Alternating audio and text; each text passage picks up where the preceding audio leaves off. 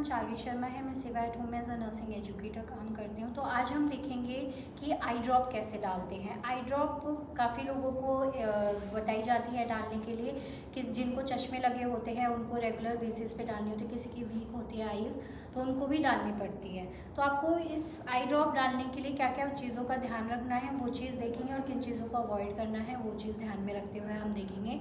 तो जब भी आप आई ड्रॉप डाल रहे हैं, सबसे पहले हमें पेशेंट की दोनों आँखें देखनी है कि पेशेंट की जो आई ड्रॉप है वो दोनों आँखों के लिए है या फिर एक ही आँख के लिए है। तो ये पेशेंट की कंडीशन देखते हुए हमें पता करना है और आई ड्रॉप तब डालनी है। और याद रखें, जब भी आप पेशेंट की आई एरिया को टच करते हैं तो पेशेंट की आई जो है वो बहुत ज़्यादा सेंसिटिव होती है, और उसको टच करने से पहले आपको अपने हाथों को हाइजीन रखना है। तो उसके बाद हमें क्या क्या चीज़ों की ज़रूरत होती है, हमें हैंड सैनिटाइज़र चाहिए, और हमें टिश्यू पेपर या फिर कॉटन क्लॉथ ले सकते हैं आप पेशेंट की सपोर्ट और क्लीन करने के लिए। उसके बाद आपको आई ड्रॉप चाहिए। फिर क्या करना है, हमें सबसे पहले हमें पेशेंट का नाम पूछना है कि आपका नाम क्या है। भावना। ठीक है, तो हमने इनका नाम पूछ लिया, हमें पता है कि हमको मेडिसिन इन्हीं को देनी है। तो हमें फिर अगर पेशेंट ने स्पेक्स पहने तो पेशेंट को इंस्ट्रक्ट करना है कि प्लीज़ आप अपने स्पेक्स निकाल दीजिए, और इतने आप अपने हाथों को क्लीन कर सकते हैं। और आपको पता लग गया कि आपको इनकी राइट आई में मेडिसिन डालनी है।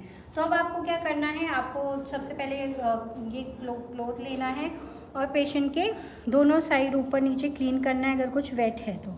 उसके बाद इसी क्लॉथ के सपोर्ट के साथ आपको क्या करना है, आपको ये नीचे की तरफ थोड़ा सा प्रेस करना है और पेशेंट को बोलना है कि आप ऊपर देखिए, और ऊपर की तरफ यहाँ से आपको यहाँ पे आई ड्रॉप डालनी है। ठीक है, जितनी भी ड्रॉप्स डालनी है, और पेशेंट को बोलना है कि आप आंखें बंद करिए और रोल कीजिए, अंदर अंदर घुमाइए आँखों को, जिसकी वजह से पेशेंट की पूरी आइज़ में मेडिसिन चली जाएगी। अगर कुछ जैसे आई ड्रॉप ऊपर नीचे गिर जाता है तो उसको आप क्लीन कीजिए और फिर पेशेंट को कंफर्टेबल पोजीशन दे दीजिए। तो ये चीज़ है, आपको इन चीज़ों का ध्यान रखना है कि आपको ये किस तरीके से करनी है।